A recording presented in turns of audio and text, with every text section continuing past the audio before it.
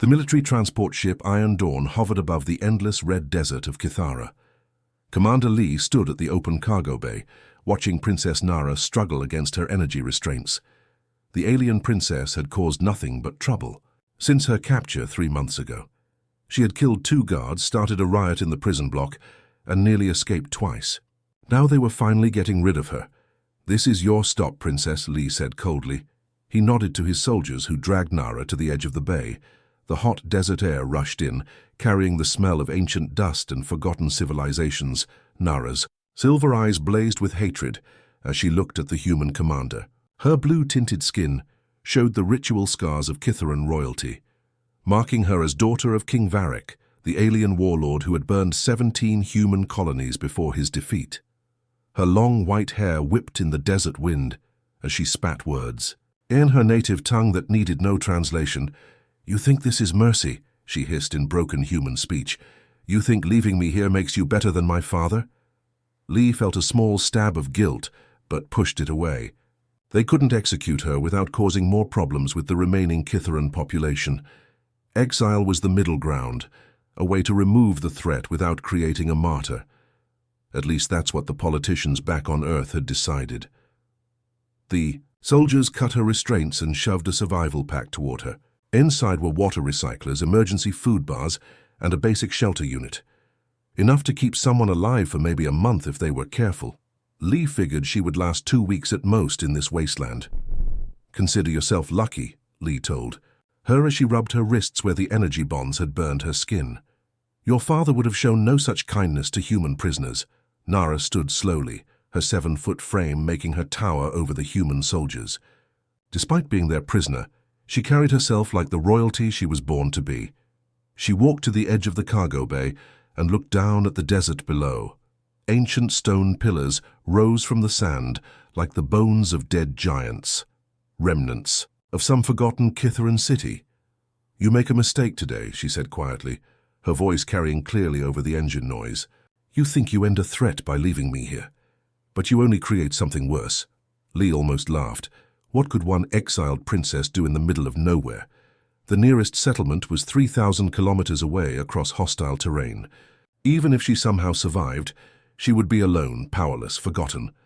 The transport began to lower toward a flat section of desert near the ancient ruins. Dust swirled up as the landing jets fired, creating a small sandstorm. When the ship touched down, the soldiers pushed Nara toward the exit. She walked calmly, showing no fear of what awaited her. As her feet touched the red sand, Nara turned, back one final time. "Remember this day, Commander Lee," she called out. "Remember that you had the daughter of Varric in your hands, and you chose to let her go."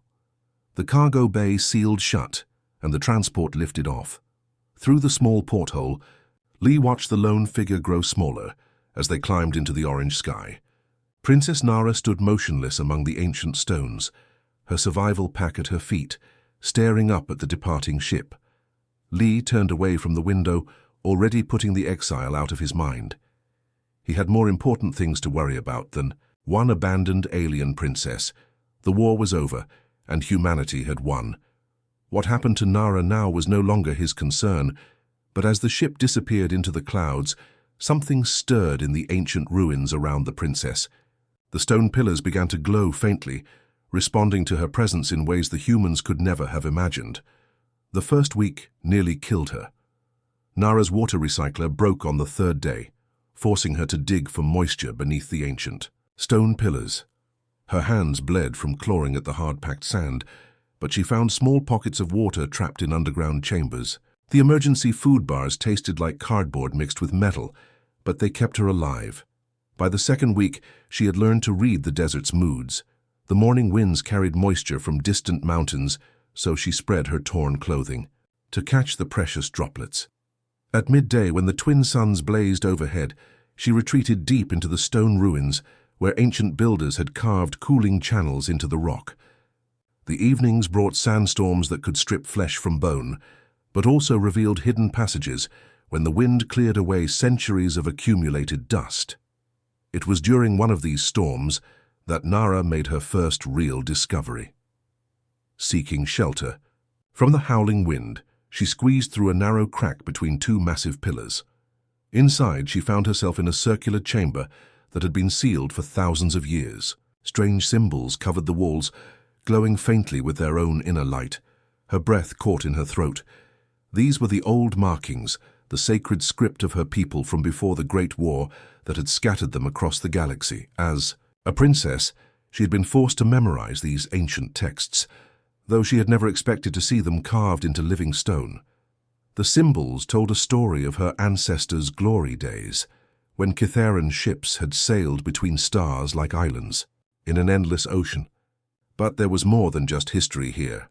Following the glowing script around the chamber walls, Nara found activation points where her people's technology still waited, dormant but not dead. She pressed her palm against one of the glowing symbols. The wall responded to her royal bloodline, ancient scanners recognizing genetic markers that had been coded into the stone itself. A section of the wall slid away with a soft hiss, revealing a room full of wonders that made her heart race. Star. Maps floated in the air, showing trade routes and colony worlds that no longer existed. Energy cores hummed with power that had been waiting for centuries to be claimed. Weapon designs and ship blueprints filled crystal storage units that activated at her touch. Most importantly, she found communication arrays that could reach across the galaxy, though she was careful not to activate them yet. Each day brought new discoveries as she explored deeper into the ruins. The ancient builders had created a vast underground complex, with chambers full of technology that her people had forgotten how to make. Some rooms contained manufacturing equipment that could build tools and weapons from raw desert sand. Others held medical bays with healing chambers that could repair injuries and extend life. But the most shocking discovery came when she accessed the historical archives stored in the central computer. The records told of an ancient enemy called the Harketh, machine creatures that devoured entire worlds. Her ancestors had fought them to a standstill thousands of years ago, but the victory had cost them everything. Their civilization had collapsed. From the effort, scattering survivors across the galaxy, the records also contained a warning. The Harketh had not been destroyed, only sleeping.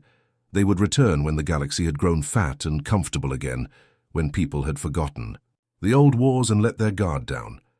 As Nara read these ancient warnings, her survival training kicked in with new purpose. The desert was no longer just a prison to escape from. It was a treasure house of forgotten knowledge, and she was perhaps the only person alive who could unlock its secrets.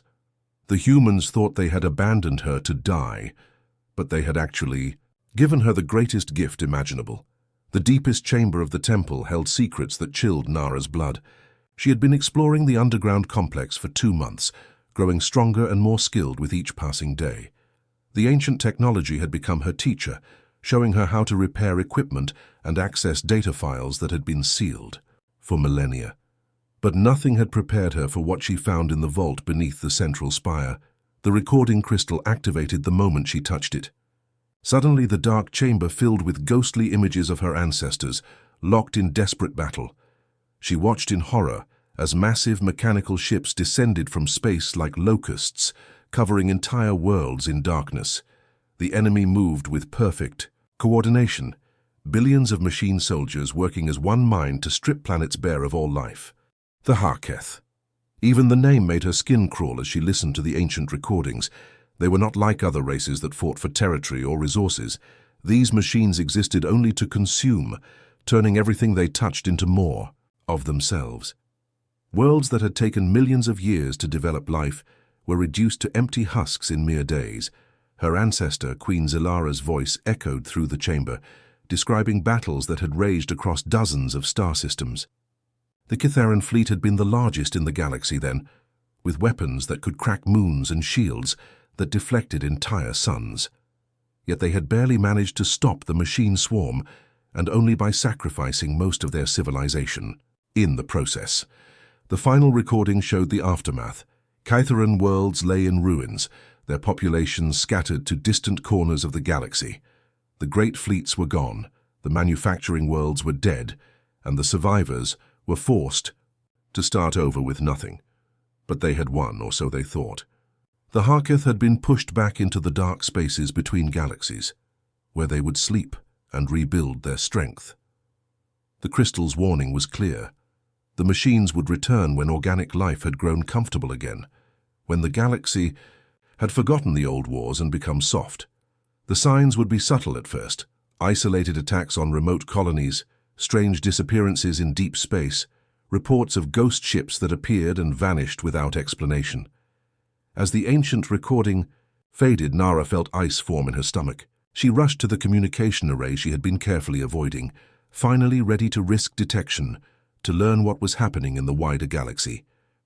The old equipment hummed to life, scanning across thousands of frequencies to pick up transmissions. From human space, what she heard made her worst fears come true. Military channels buzzed with confused reports from the Outer Rim territories. Colony ships were going silent without distress calls. Mining stations were found empty, their crews simply gone without a trace. Most disturbing were the eyewitness accounts from survivors.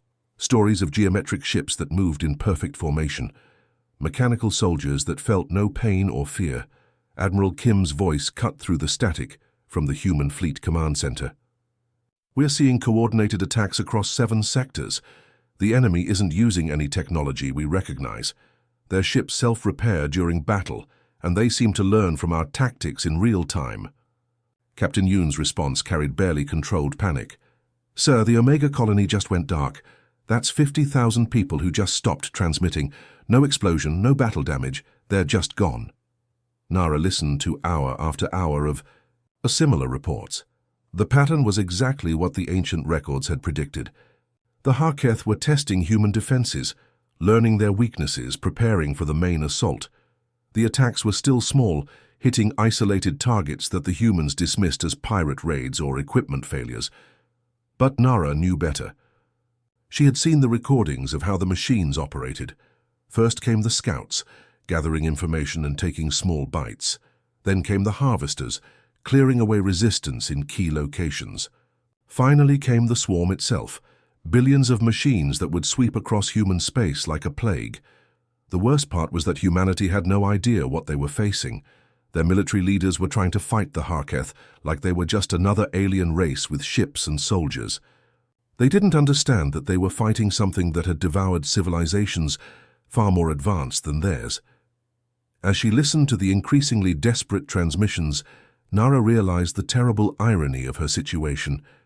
The humans had exiled her to get rid of a problem, but in doing so, they had placed the only person who might be able to help them in the one location where that help could actually make a difference. Building the ship took 3 months of back-breaking work in the desert heat.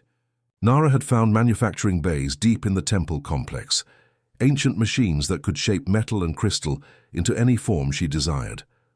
The blueprints in the databanks showed her how to construct a small but powerful craft using technology that was thousands of years ahead of anything humans possessed. Working alone, she gathered raw materials from the desert itself. The red sand contained rare minerals that her ancestors had used to build their greatest ships. Ancient mining equipment, dormant for millennia, came to life at her touch. Day after day, she fed tons of processed sand into the manufacturing systems, watching as they slowly assembled her escape vessel piece by piece. The ship that emerged was beautiful in its deadly simplicity. Sleek and silver, barely large enough for one person, it possessed weapons that could cut through modern armor like paper. Its engines drew power from the same energy cores that had kept the temple running for thousands of years. Most importantly, it was equipped with sensors that could detect Harketh signatures from vast distances. On her first test flight, Nara felt truly free for the first time since her exile. The ship responded to her thoughts as much as her hands, ancient pilot interfaces, designed for royal bloodlines like hers. She soared above the desert, seeing her prison from above, then pushed higher until the planet curved away beneath her.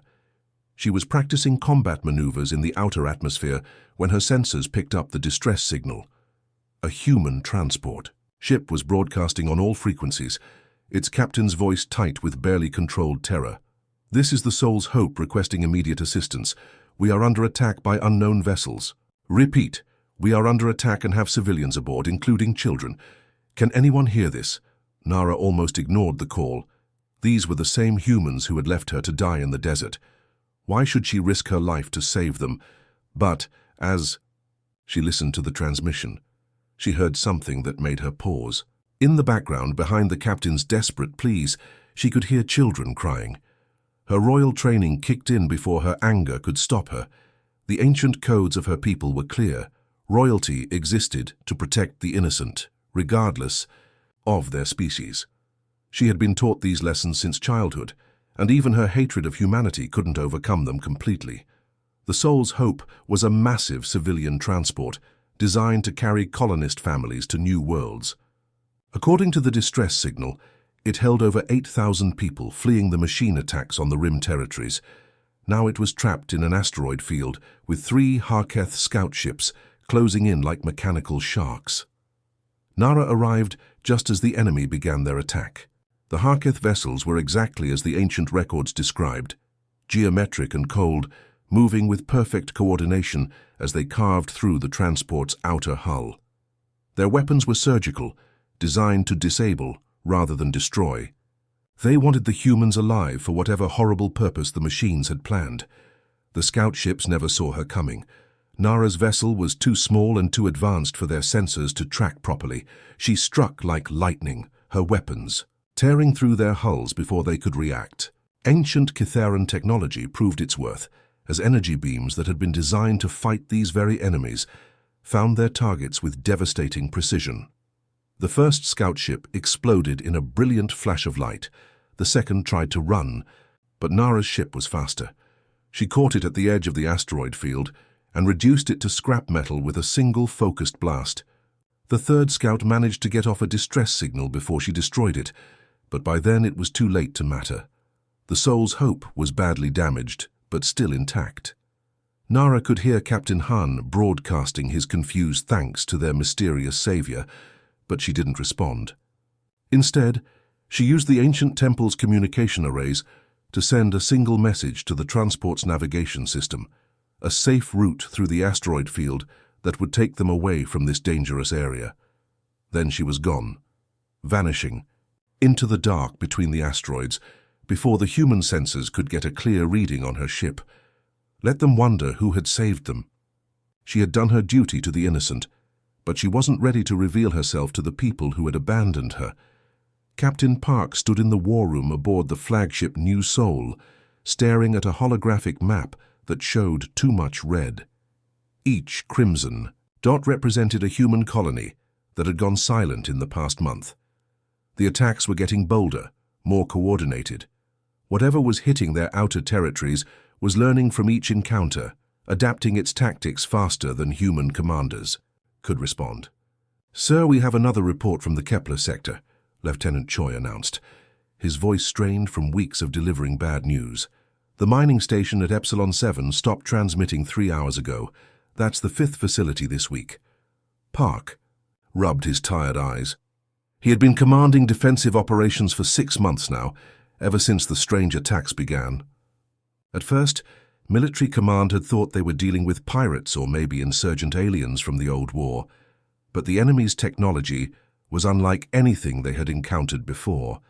Their ships repaired themselves during battle. Their tactics were flawless, and they seemed to have no interest in negotiating or taking prisoners.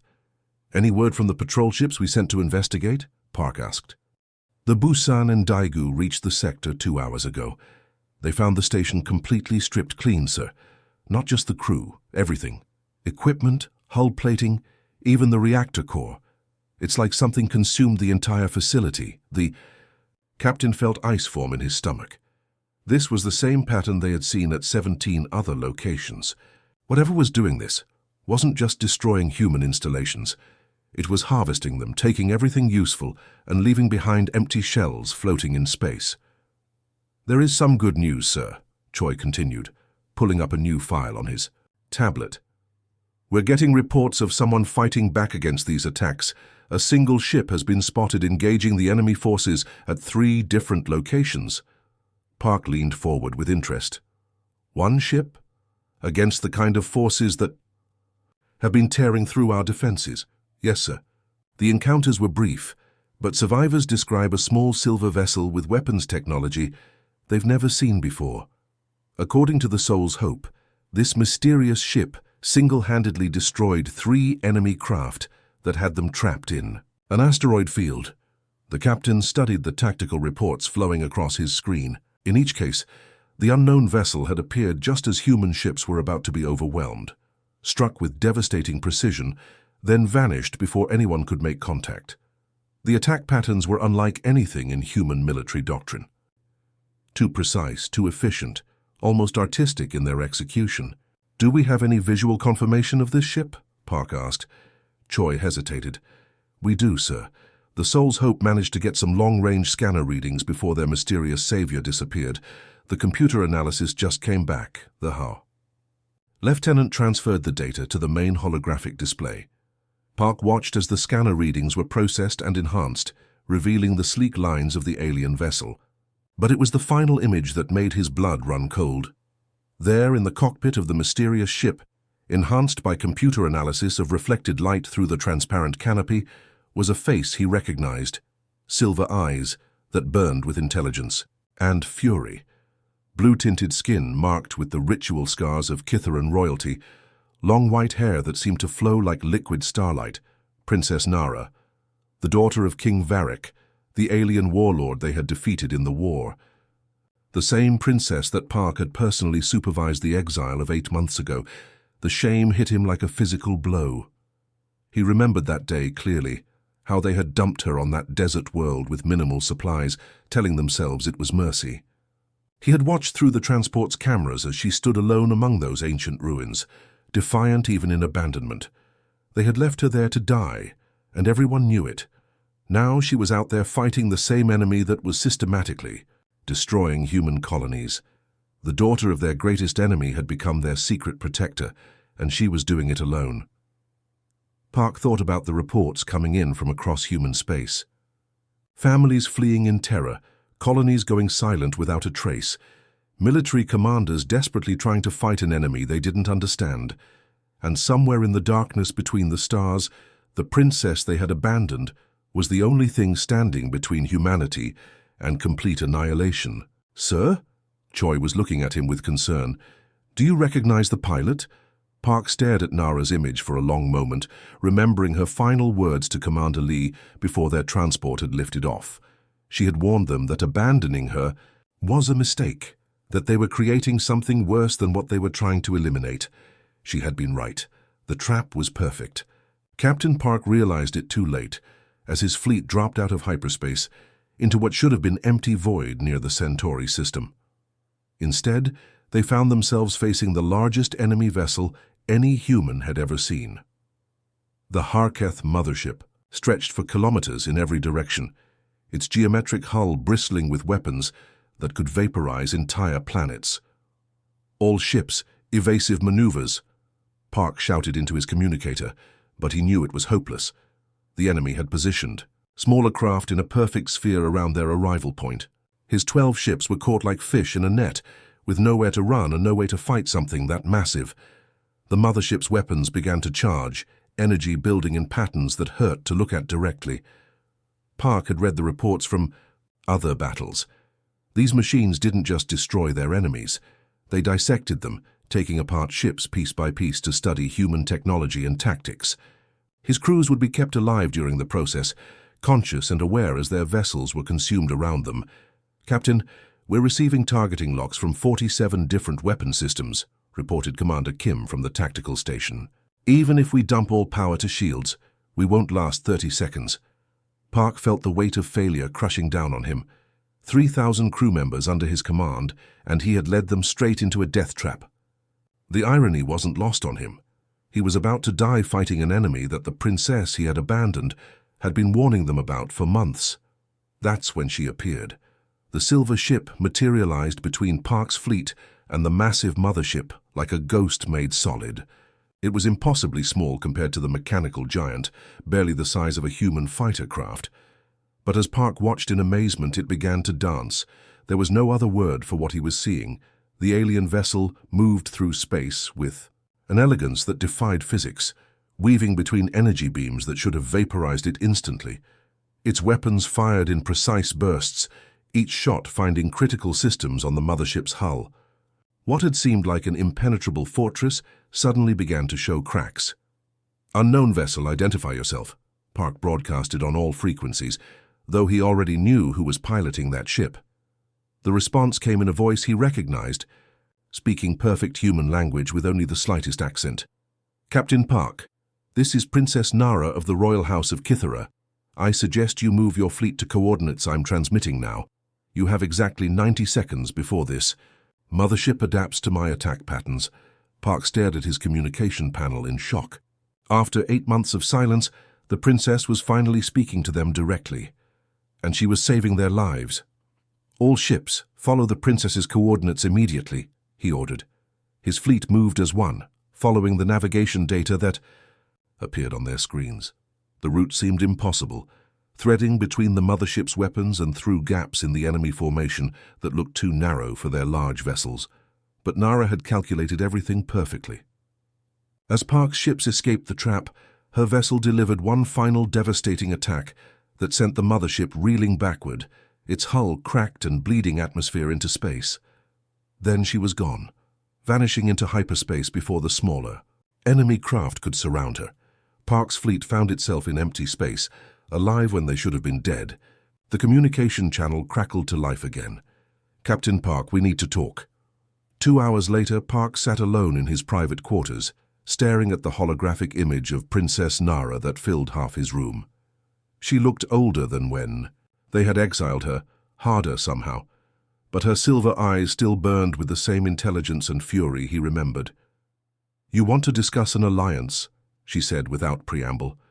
"You finally realize that you cannot fight the Harketh alone." Park swallowed his pride. "Princess, I want to start by apologizing for what we did to you. Leaving you on that desert world was wrong. We should have found another way." Nara's expression didn't change. "Your apology is noted but meaningless. What matters now is whether humanity is willing to listen to someone who actually knows how to fight these machines." "We're listening," Park said quietly. "Good. Here are my terms. First, I command all military operations against the Harketh. Human officers will follow my orders without question. Second, I want access to your manufacturing facilities and resource networks. The weapons needed to fight this enemy cannot be built with human technology alone. Third, any surviving members of my people who can be found will be granted full citizenship and protection in human space." Park felt his jaw clench. The terms were harsh, essentially, placing human military forces under alien command. But as he thought about the mothership that had nearly destroyed his entire fleet, he realized they had no choice.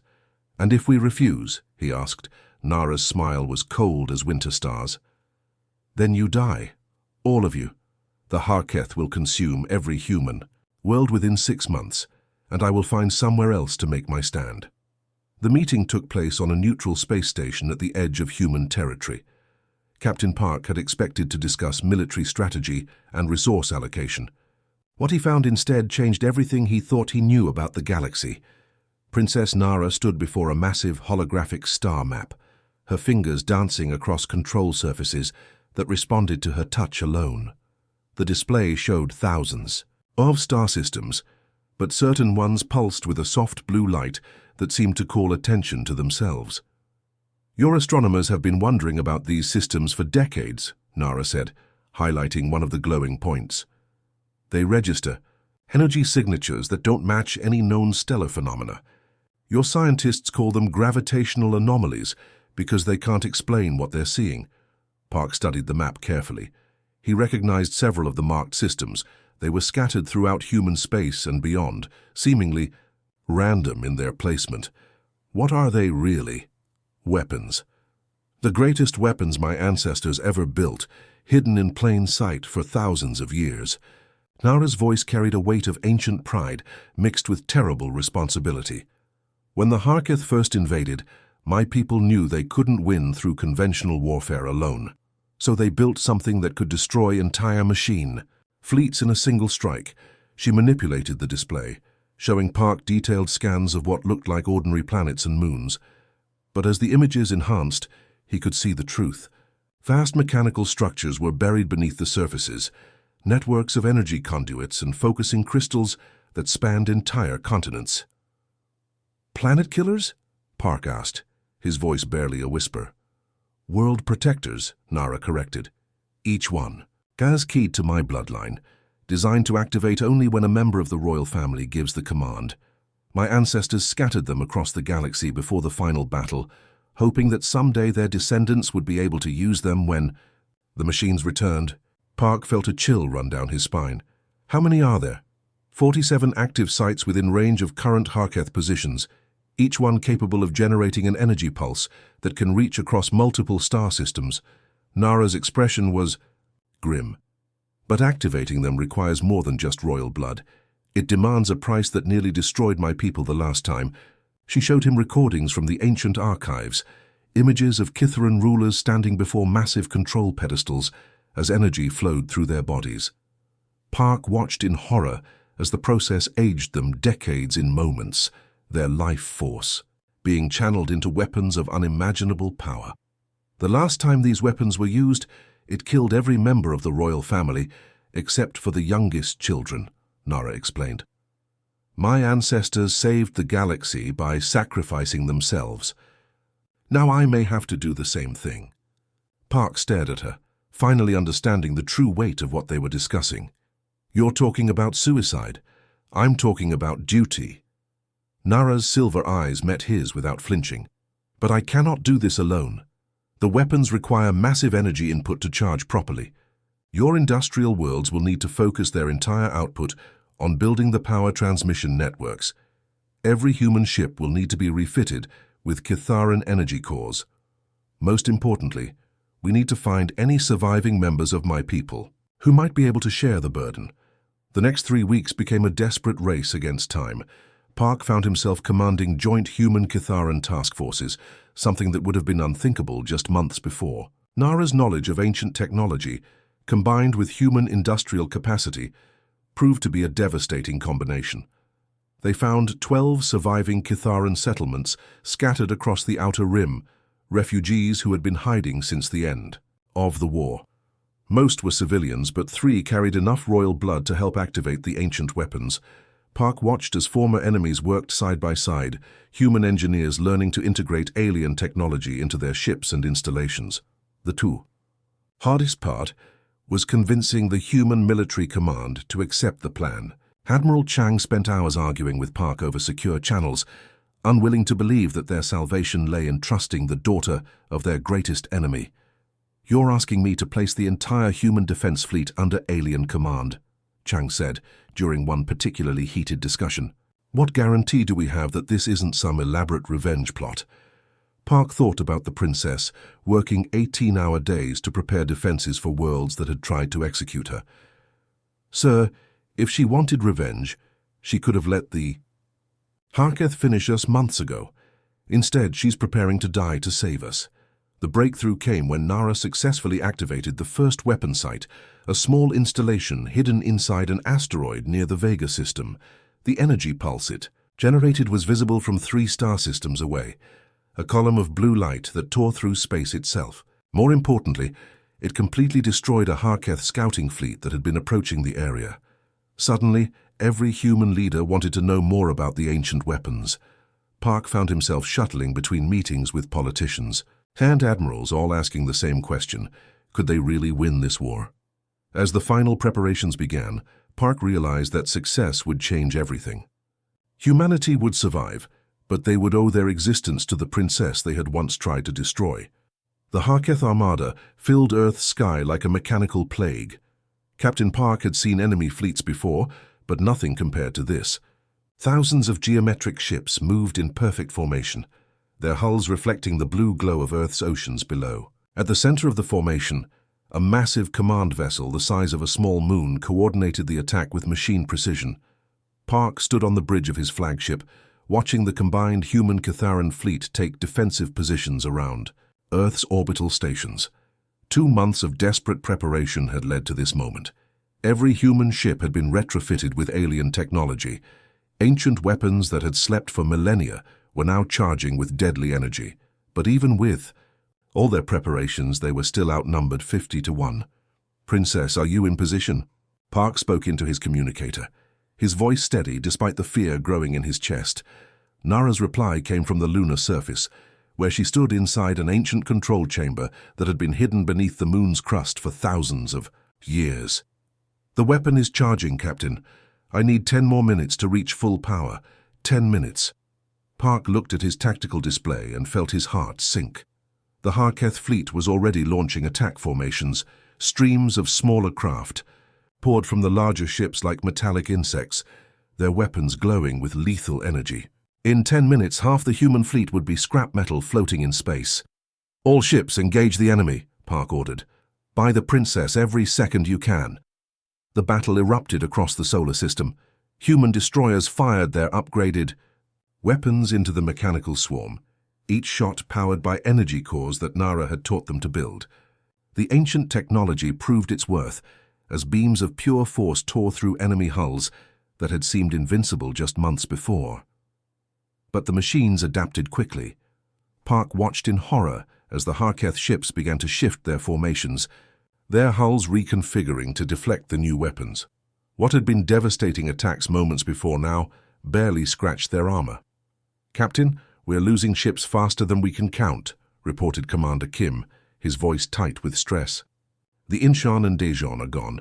The Gwangju is venting atmosphere." Park gritted his teeth as another explosion lit up his view screen. Good people were dying out there, buying time with their lives. He opened a channel to the lunar surface. "Princess, how much longer?" 5 minutes. The weapon is at 60% charge." Nara's voice carried strain that hadn't been there before. Park knew she was already beginning to feel the effects of channeling so much energy through her body. A new alarm sounded on the bridge. The massive Harketh command ship was moving, accelerating toward Earth with weapons that could crack continents. If it reached firing position, the battle would be over regardless of what happened with the lunar weapon. "All remaining ships, target the command vessel," Park ordered. "We cannot let it reach Earth." The surviving human fleet converged on the giant machine ship, pouring everything they had into its hull. For a moment it seemed like they might actually damage it. Then the command ship's own weapons opened fire. The energy beams were unlike anything Park had ever seen. They didn't just destroy ships, they disintegrated them completely, reducing metal and flesh to component atoms. In 30 seconds, half of what remained of the human fleet simply ceased to exist. "Princess, we're out of time," Park said into his communicator, watching the command ship continue its approach to Earth. "I know. Beginning activation sequence now." Nara's voice was different, older somehow, as if years were passing with each word. "Captain, the energy backlash from this weapon will be enormous. Make sure your ships are clear of the lunar orbit," Park was about to respond when his sensors detected something impossible. Energy readings from the moon were climbing beyond anything his instruments could measure.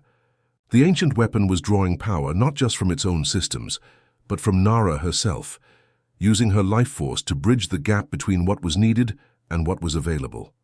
"All ships, emergency retreat from lunar orbit," Park ordered. But instead of following his own command, he turned his ship toward the moon.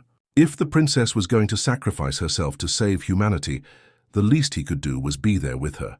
The weapon fired just as the Harketh command ship reached Earth's upper atmosphere. A column of pure energy erupted from the lunar surface, wider than continents and brighter than stars. It struck the mechanical fleet with the force of a collapsing sun, and the enemy ships simply vanished. The energy wave expanded outward, consuming every trace of the Harketh armada. But the backlash was just as devastating. The wave rolled back toward the moon like a tsunami of raw power, and Park realized that Nara was directly in its path. Without thinking, he pushed his ship's engines to maximum, racing to reach the lunar surface before the backlash could kill the princess. He made it with seconds to spare, his ship's shields barely containing the energy storm as it crashed over them. When the chaos finally ended, Park found Nara collapsed beside the ancient weapons control pedestal. Her once vibrant blue skin had turned pale gray, and her silver hair had gone completely white. She was barely breathing, but she was alive. "Did we win?" she whispered, as Park knelt beside her. He looked up at the view screen, where Earth hung, peaceful and blue against the stars. The Harketh fleet was gone, every last ship destroyed. But the cost had been enormous. Most of the human fleet was gone, and the princess who had saved them all was dying in his arms. "Yes," he said quietly. "We won." 3 months after the battle, Nara woke up in a medical facility on Lunar Base. The white walls and sterile smell told her she was in a human hospital, but the gentle hum of Kitharan healing technology in the background meant someone had been working very hard to keep her alive. Her body felt different, weaker. The ancient weapon had taken more from her than just energy. It had aged her decades in minutes, burning through her life force to power the device that saved both their species. Her once silver hair was now completely white, and she could feel the weight of years that hadn't existed before the battle. Captain Park sat in a chair beside her bed, looking like he hadn't slept in weeks. His uniform was rumpled, and dark circles under his eyes suggested he had been spending most of his time in this room. "How long?" she asked, her voice hoarse from disuse. 12 weeks. The doctors weren't sure you would wake up at all." Park leaned forward, relief clear on his face. "Your people said the energy burn should have killed you instantly. They think your royal bloodline is the only reason you survived." Nara tried to sit up and immediately regretted it. Every muscle in her body ached, as if she had been fighting for days without rest. The Harketh, gone. Every last ship destroyed. Earth's orbital sensors haven't detected so much as a metal fragment in weeks.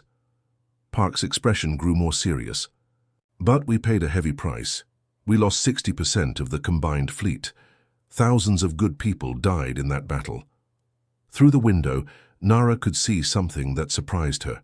Human and Kitharan workers were laboring side by side on the lunar surface, building new structures that combined both species' architectural styles. Ships from both civilizations moved in coordinated patterns, their crews apparently comfortable working together. "They're rebuilding together," she observed. Park nodded.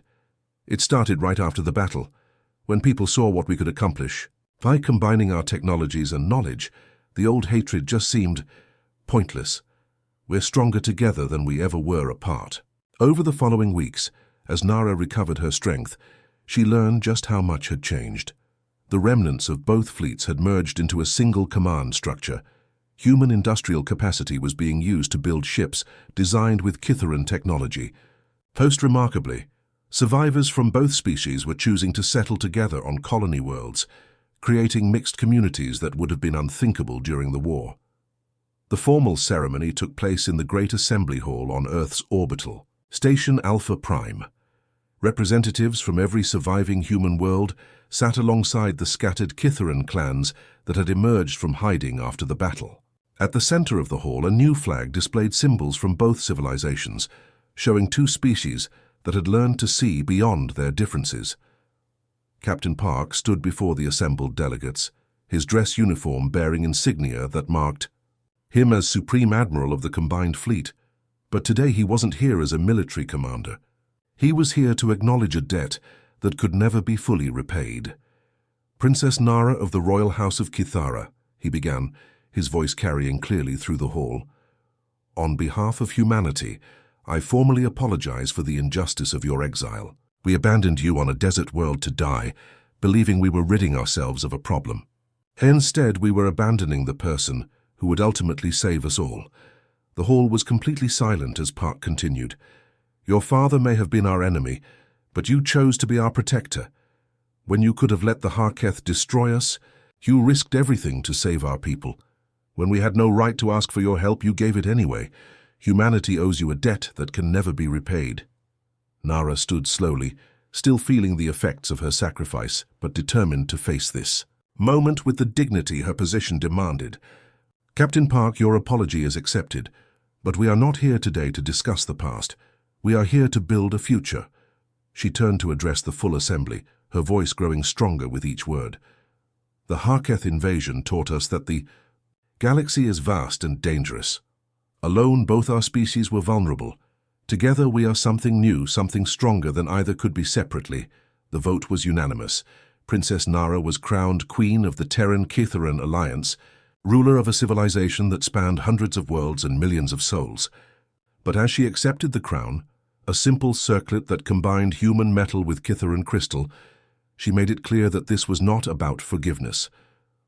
"I do not rule because I have forgiven past wrongs," she said in her coronation speech. "I rule because both our species need someone who understands that survival requires unity. We have learned to fight together, to build together, to dream together. Now we must learn to live together as one people." Standing in the audience, Admiral Park watched the woman they had once abandoned accept leadership of the greatest alliance the galaxy had ever seen. The irony was not lost on him. By trying to get rid of a problem, humanity had created their salvation. As the ceremony ended and representatives from both species came forward to pledge their loyalty to the new queen, Park realized that the war had truly ended, not with conquest or surrender, but with something far more powerful, the birth of a new civilization built on the ashes of old hatreds.